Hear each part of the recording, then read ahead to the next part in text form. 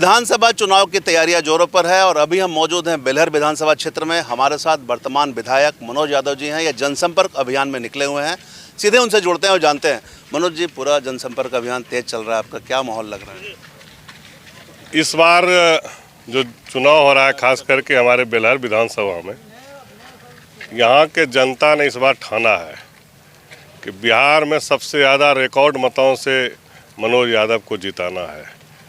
और आपको अभी देखने को मिलेगा या लोगों से पूछिए पता चलेगा कि लगभग अभी जो हम लोग के साथ कार्यकर्ता घूम रहे हैं 80% कार्यकर्ता है आरजेडी का, जो हमारे विकास से, हमारे व्यवहार से, हमारे जो क्रियाकलाप रहा 5 साल का, उससे लोग खुश होकर और सब लोग ने ठाना है। एक तरफा माहौल है यहाँ और रिकॉर्ड होगा बिहार में बेलहर विधानसभा में जीत का जो अंतर होगा। मतलब आपका कहना है कि आरजेडी के लोग भी आप ही को सपोर्ट कर रहे हैं? आरजेडी में कुछ रखा ही नहीं है और खास करके बेलहर विधानसभा में आप आरजेडी नाम का कोई चीज़ है ही नहीं। आप देखिए, जिधर घुमाइएगा, आप किसी से पूछिएगा, आपको समझ में आएगा। जो माई समीकरण की बात करता है 80% यहाँ पर अभी जो उपस्थित है वो माई समीकरण के वो कार्यकर्ता है और जो रात दिन एक करके लगा हुआ है कि हम लोग विकास के नाम पर हैं, मनोज भैया के साथ हैं और भारी मतों से हम लोग को यहाँ चुनाव जिताना है। जदयू प्रत्याशी मनोज यादव को हम लोग को विजय बनाना।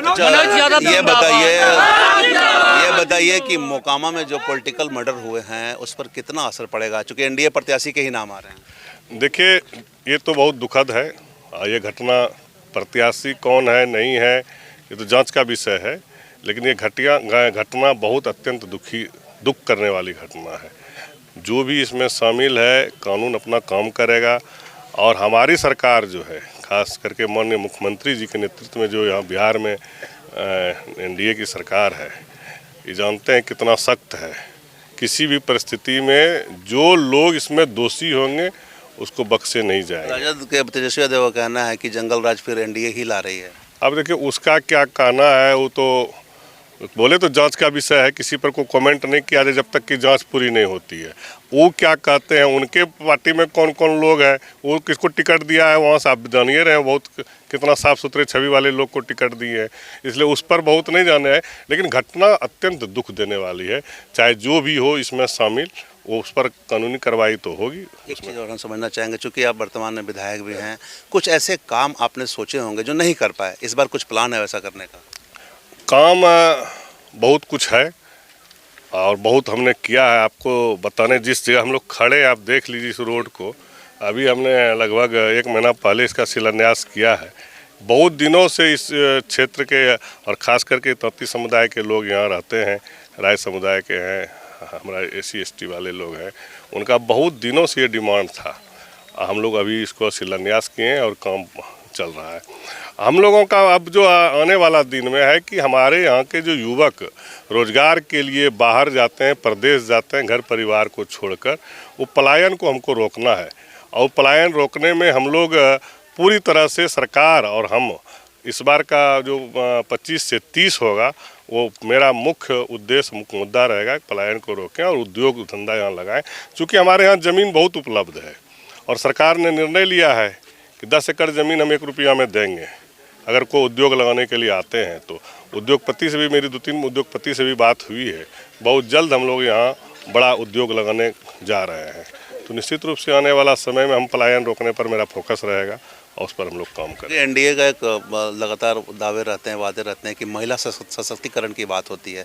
ऐसे में अपने विधानसभा क्षेत्र में महिला सशक्तिकरण को लेकर क्या कुछ पहल है? देखिए, महिला में तो बहुत उत्साह है। आप किसी महिला से बात कीजिएगा तो अगर किसी दूसरे के दल का नाम लेंगे तो किस तरह मुंह चढ़ा के आपसे बात करेगी या बात ही नहीं करेगी।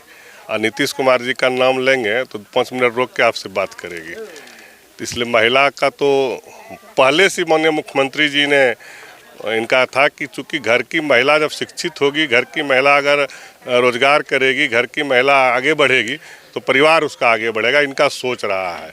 इसीलिए हम लोगों ने पहले ही 2006 में ही महिलाओं को आरक्षण देने का काम किया और आज महिला सशक्त है और बहुत उत्साह है।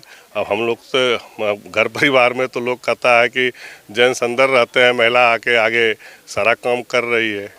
एक सवाल और रहेगा, चूंकि जैसा आप बता रहे हैं कि जनाधार आपके साथ है, तो आप लोगों की स्थिति बिहार में क्या रहेगी, कहाँ देख रहे हैं आप? इस बार की स्थिति पिछले चुनाव से बेहतर होगा और हम लोग बहुमत से हम लोग सरकार बनाएंगे। माननीय नीतीश कुमार जी के नेतृत्व में फिर से बिहार में सरकार एनडीए की बनेगी। तो ये मनोज यादव एनडीए से प्रत्याशी हैं, जदयू से, और बेलहर विधानसभा क्षेत्र में जनसंपर्क अभियान चला रहे हैं। इनका स्पष्ट कहना है कि पूर्ण बहुमत में इनकी जीत होने वाली है, साथ ही बिहार में सरकार भी एनडीए की ही बनेगी। इनका कहना है कई तरह के कार्य इन्होंने किए हैं, धरातल पर वो नज़र भी आ रहे हैं, चाहे महिला सशक्तिकरण की बात हो, चाहे बेरोजगारी की बात हो, इस पर वो कार्य करेंगे और बेहतर साबित करके दिखाएंगे।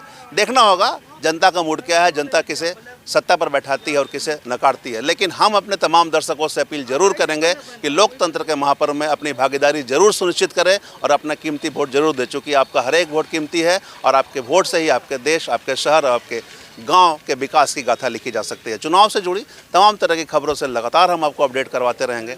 कैमरामैन संजय, सहयोगी धनंजय और प्रकाश के साथ धीरेंद्र, बेलहर विधानसभा, मिरर मीडिया।